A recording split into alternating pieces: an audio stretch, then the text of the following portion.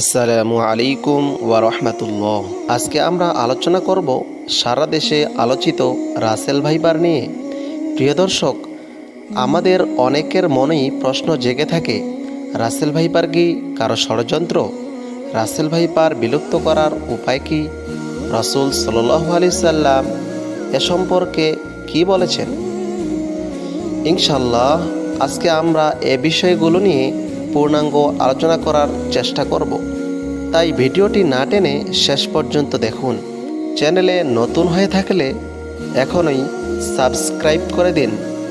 প্রিয় দর্শক, সর্বপ্রথমে জেনে নেওয়া যাক রাসেল ভাইপার সম্পর্কে। আমরা জানি এক সময়ের বিলুপ্ত বিষধর সাপ রাসেল ভাইপার ক্রমেই যেন রাজত্ব গেড়ে বসতে শুরু করেছে দেশব্যাপী। বরেন্দ্র এলাকা ছেড়ে সাপটির খোঁজ মেরেছে বরিশাল, পটুয়াখালী, চাঁদপুর, এমনকি ঢাকার আশপাশেও। অস্তিত্ব মিলেছে 25 জেলায়। চলতি বছর এ সাপের কামড়ে মারা গেছেন 10 জন।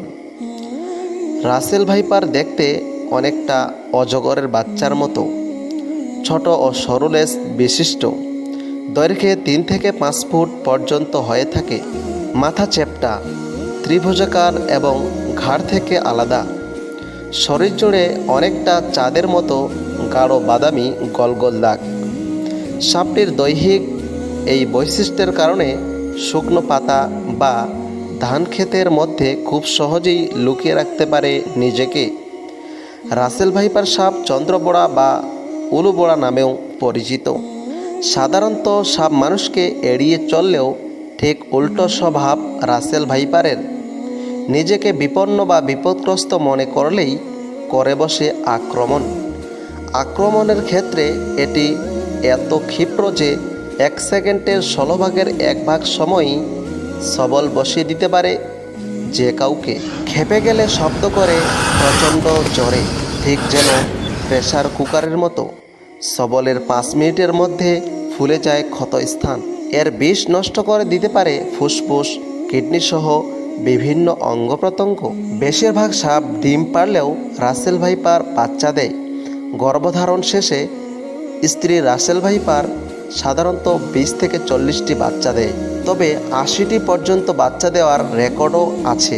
দেশে একটা সময় বিলুপ্ত বলা হলেও দেশ জুড়ে এখন মাথা ব্যথার কারণ হয়ে উঠেছে রাসেল ভাইপার। বরেন্দ্র অঞ্চলের বাসিন্দা হলেও সাপটির রাজত্ব এখন দেশের অন্তত 25টি জেলায় পৌঁছে গেছে। চাঁদপুর, বরিশাল, পটুয়াখালী পর্যন্ত। সবচেয়ে বেশি আনাগোনা মানিকগঞ্জ, ফরিদপুর, শরীয়তপুর সহ পদ্মা, মেঘনা ও যমুনার আশপাশে এলাকায়, যার সবলে চলতি বছর এরই মধ্যে মারা গেছেন অন্তত 10 জন, যাদের অধিকাংশই ছিলেন কৃষক ও জেলে। প্রিয় দর্শক, রাসেল ভাইপার বিলুপ্ত করতে হলে কিছু কথা অবশ্যই মাথায় রাখতে হবে। আমরা জানি দেশের সব অঞ্চলে শিয়াল, গুইসাপ ও বেজি দেখা মেলে, কিন্তু দেখলেই লোকজন এগুলোকে মেরে ফেলে। তারা জানেন না এটির উপকারিতা কত। এ কারণেই রাসেল ভাইপারের সংখ্যা বেড়েই যাচ্ছে অধিক পরিমাণে, কারণ তার খাদক নেই। ইকোসিস্টেম ব্রেক হয়ে গেছে।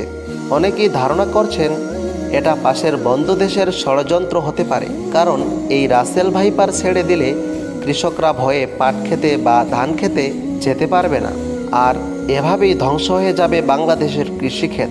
আর কৃষিক্ষেত নষ্ট হলেই অনেক বড় বিপদে পড়ে যাবে এই দেশ। অথবা হতে পারে এটা বাংলাদেশের মানুষের প্রতি আল্লাহ তাআলার পক্ষ থেকে একটি গজব, কারণ যে দেশে দুর্নীতি ও পাপাচার বেড়ে যায়, আল্লাহ তাআলা ওই দেশে জলে ও স্থলে বিভিন্ন গজব দিয়ে থাকেন।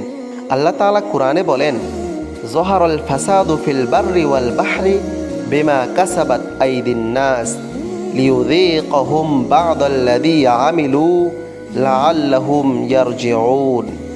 অর্থ, মানুষের কৃতকর্মের কারণেই জলে স্থলে বিপর্যয় ছড়িয়ে পড়েছে, আর তা এ কারণেই যে আল্লাহ তাআলা এরই মাধ্যমে বান্দাকে তার কিছু কৃতকর্মের স্বাদ আস্বাদন করান, যাতে তারা সঠিক পথে ফিরে আসে। রাসূল সাল্লাল্লাহু আলাইহি সাল্লাম সাপ সম্পর্কে যা বলেছেন, আয়েশা রাদিয়াল্লাহু তাআলা আনহা থেকে বর্ণিত, তিনি বলেন, রাসূল সাল্লাল্লাহু আলাইহি সাল্লাম পিঠে দুটি সাদা রেখা বিশিষ্ট বিষধর সাপ মেরে ফেলার নির্দেশ দিয়েছেন, কারণ তা দৃষ্টিশক্তি কেড়ে নেয় এবং গর্ভস্থ সন্তানের উপর বিরূপ প্রতিক্রিয়া সৃষ্টি করে। এই হাদিসে বোঝানো হয়েছে যে সাপ বিষাক্ত বা মানুষের ক্ষতি করার সম্ভাবনা রয়েছে, ওই সাপকে মেরে ফেললো। তাই আমরা রাসেল ভাইপার দেখলে মেরে ফেলবো, যাতে কোনো মুসলমান ভাইয়ের ক্ষতি করতে না পারে। অবশেষে রাসূল সাল্লাল্লাহু আলাইহি সাল্লাম এর শেখানো দোয়াটি মুখস্থ করে নেই, যা সকাল সন্ধ্যায় 3 বার পাঠ করলে আমরা বিষাক্ত সাপ ও জীবজন্তু থেকে রক্ষা পাব। দোয়াটি হলো আউযু বিকালিমাতিল্লাহিত তাম্মাতি মিন শাররি মা খালাক। অর্থ, আমি আল্লাহর পরিপূর্ণ কালেমার দ্বারা প্রত্যেক শয়তান, বিষাক্ত প্রাণী ও প্রত্যেক কুদৃষ্টির অনিষ্ট থেকে আশ্রয় চাইছি। আল্লাহ তাআলা আমাদের সকলকে এই বিপদ থেকে হেফাজত করুন, আমিন।